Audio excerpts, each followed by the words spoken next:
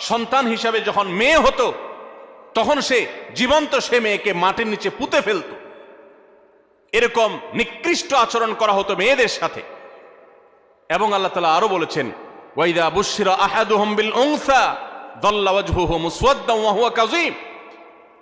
জাহিলি যুগে, ইসলাম আসার আগে পৃথিবীতে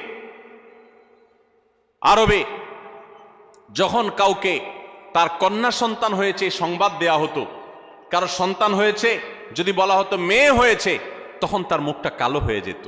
ইয়াতাওয়ারা মিনাল কওম মিন সুই মা বুশিরা বিহি। তখন সে মুখ লুকাতো, মানুষের সামনে যেত না, লজ্জা বোধ করত যে তার মেয়ে হয়েছে। দেখুন, সেই রকম একটি বর্বর সমাজের মধ্যে যখন নারী হিসাবে জন্মগ্রহণ করাটাকে অপরাধ মনে করা হতো, স্ত্রীর সাথে যখন পশু পাখির মতো, প্রাণীর মতো, চতুষ্পদ জন্তুর মতো আচরণ